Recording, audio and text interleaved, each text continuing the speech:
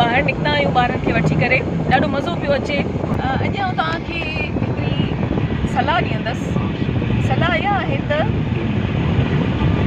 हफ़्ते में हिकु भेरो तव्हां फिल्म ज़रूरु ॾिसंदा कयो। का अहिड़ी फिल्म जेकी तव्हांजी ज़िंदगी खे असरअंदाज़ करे, तव्हांखे नई सोचनि जी तरफ़ खणी वञे, तव्हांखे कुझु सोचण ते मजबूर करे। फिल्म ज़रूरु ॾिसंदा कयो। फिल्म ॾिसण सां असांजी सोच तब्दील थींदी आहे, असांखे नया रस्ता मिलंदा आहिनि ऐं असां ज़िंदगी खे हिकु ॿिए डायमेंशन सां ॾिसणु शुरू कंदा आहियूं। राति असां हिकिड़ी फिल्म ॾिठीसीं, आनंद। उहा फिल्म 1971 जी हुई।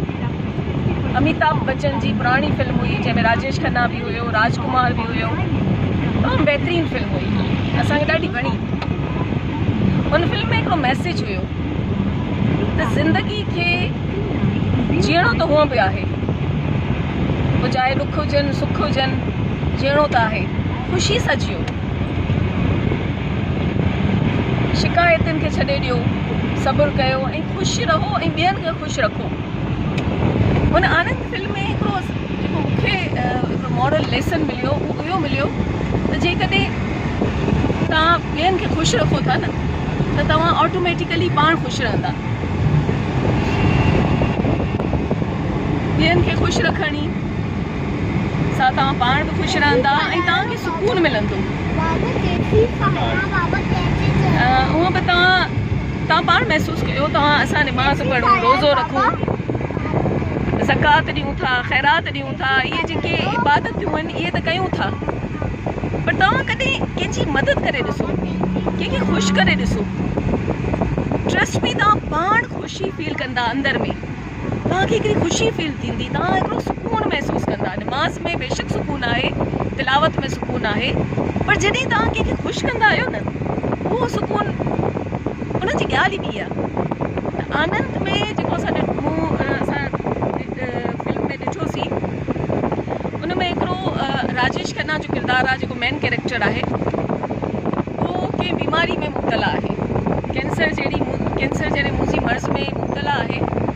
ऐं उन दौर में 1971 जी ॻाल्हि कजे थी, उन वक़्तु कैंसर तमामु घणो, कैंसर अॼु बि मुज़ी मर्ज़ आहे, पर उन वक़्तु त तमामु घणो मुज़ी मर्ज़ हो। उन वक़्तु त सम्झो त बसि कैंसर आहे त बसि माण्हू ख़तमु आहे, वियो माण्हू। पर जॾहिं हुनखे हुन पेशेंट खे ख़बर पए थी त भई मूंखे कैंसर आहे, भई डॉक्टर बि परेशान थी था वञनि।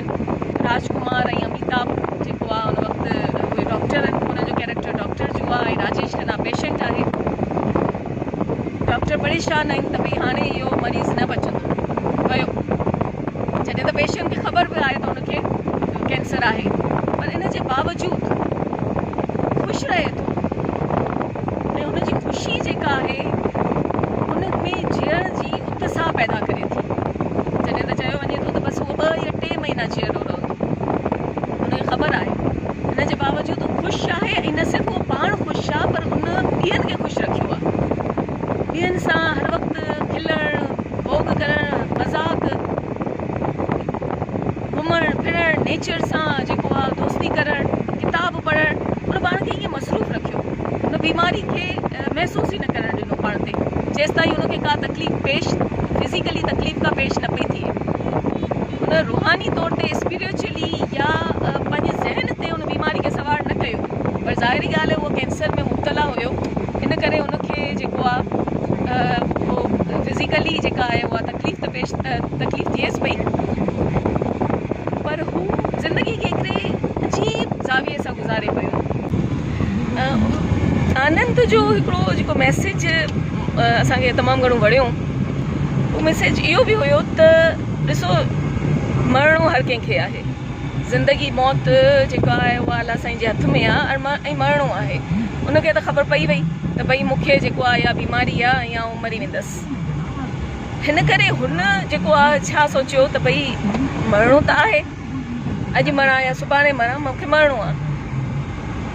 उन चाहियो त जेको मूं वटि वक़्तु आहे उनखे आउं यूटिलाइज़ कयां, उन घटि में घटि वक़्त मां वधि में वधि कमु करे वञां।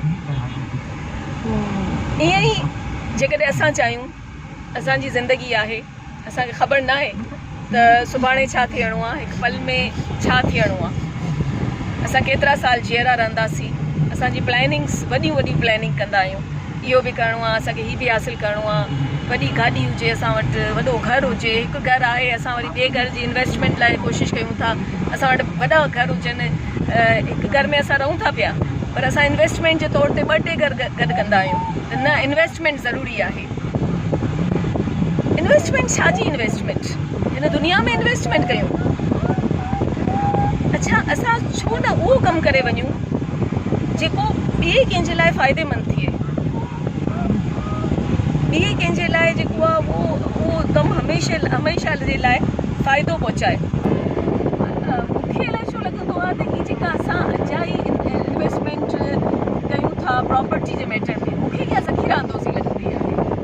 ऐं ज़ख़ीरा अंदोज़ी तव्हांखे ख़बर आहे त माशरे जी हिकिड़ी वॾी बुराई आहे, इहा न हुजणु खपे।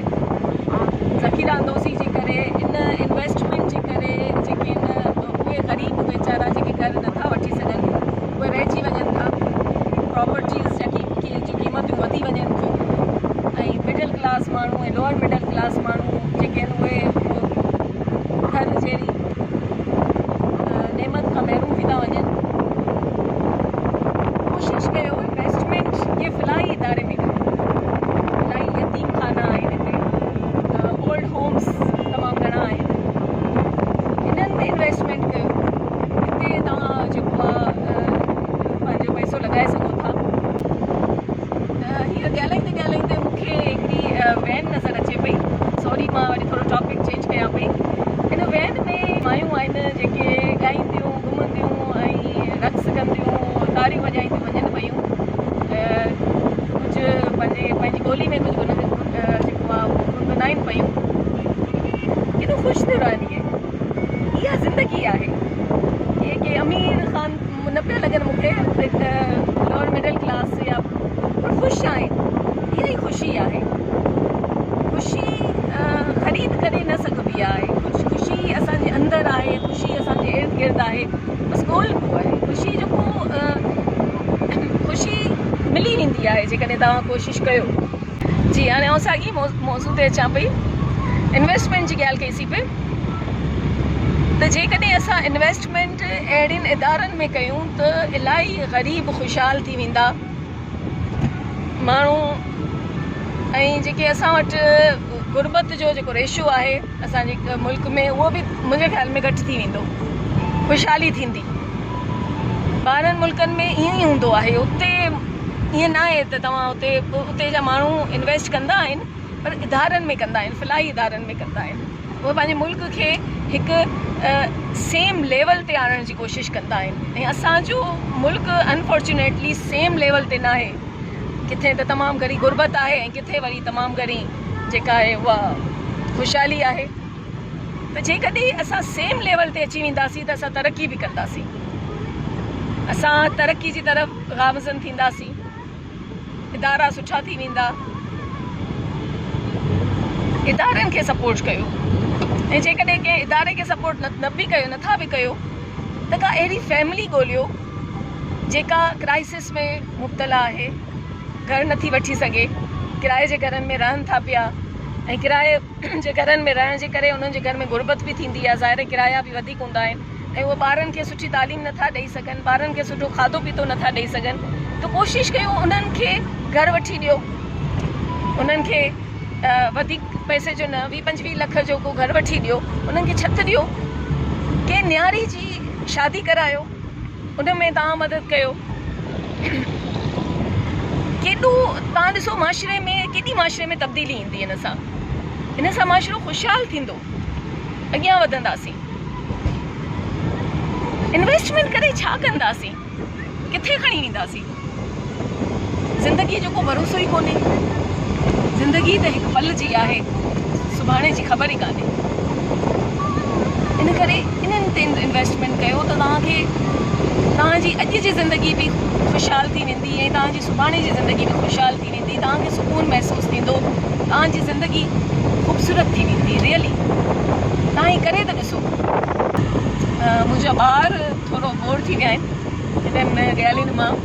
ज़ाहिर आहे उहे ॿार आहिनि, उन्हनि खे इहे ॻाल्हियूं सम्झ में हींअर त न ईंदियूं, पर वॾा थींदा त मुंहिंजी दुआ आहे त मुंहिंजी इन्हनि ॻाल्हियुनि ते अमल कंदा ऐं जीअं आउं चाहियां पई ज़िंदगी ईअं ई गुज़ारींदा।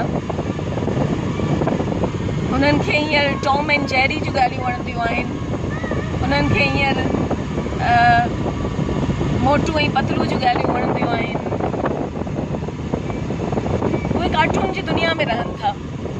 इहा दुनिया बहितरीनु दुनिया आहे, वणंदड़ दुनिया आहे। मूंखे बि इहा दुनिया वणंदी आहे, पर असां हिन दुनिया में नथा रही सघूं। मासूम दुनिया आहे जंहिंमें ॾुख न आहिनि, सुख ई सुख आहिनि, तकलीफ़ूं न आहिनि। पर जेकॾहिं असां गौर कयूं त इहे ॾुख, इहे तकलीफ़ूं असांजी पंहिंजूं पैदा कंदड़ बि आहिनि। असांजूं वधि में वधि एक्सपेक्टेशन्स जेकियूं आहिनि उहे असांखे ॾुख ॾियनि थियूं। असां एक्सपेक्ट तमामु घणो कयूं था। असां पंहिंजे ख़्वाबनि खे थोरो नंढो कयूं। असां वॾा ख़्वाब ॾिसूं था ऐं उहे वॾा ख़्वाब जॾहिं पूरा न थींदा आहिनि त असां ॾुखनि में हली वेंदा आहियूं। असां डिप्रेशन जो शिकार थी वेंदा आहियूं। इन्हनि ख़्वाबनि खे असां महदूद कयूं। इहे नंढा नंढा ख़्वाब त पूरा थी वेंदा आहिनि। जीअं त फिल्म जी ॻाल्हि कई पे, आनंद फिल्म, उन में इहो ई मूं ॿुधायां पई त उहो ॾाढी तकलीफ़ में आहे, फिज़िकली बीमार आहे, केर बि हुनजो कोन्हे, अकेलो आहे, पर ख़ुशि आहे, तमामु घणो ख़ुशि आहे। ऐं हिन ख़ुशीअ जे करे उनखे उहा तकलीफ़ घटि महसूसु थिए पई बनिस्बत ॿिए कंहिंजे। जेकॾहिं तव्हांखे ॿुधायो वञे या असांखे ॿुधायो वञे त असां 2 महीननि खां पोइ या 3 महीननि खां पोइ मरी वेंदासीं, यकीन कयो असां 10 ॾींहंनि खां पोइ ई मरी वेंदासीं। असां 10 ॾींहं मुश्किल सां ज़िंदगी गुज़ारे सघंदासीं। पर हुन 3-4 महीना पूरा कया ज़िंदगी जा, जेका हुनखे डॉक्टर ॿुधाया हुया, हुन पूरा कया। हुन खां पोइ हुनजी मौत अची वई। इन करे जो उन ज़हन ते न खयो, उहो ख़ुशि रहंदो हुयो, ख़ुशि रखंदो हुयो सभिनीनि खे, ज़िंदगी खे इंजॉय कंदो हो, नेचर ॾिसंदो हो। नेचर तव्हांखे इलाही कुझु ॾेई सघे थी।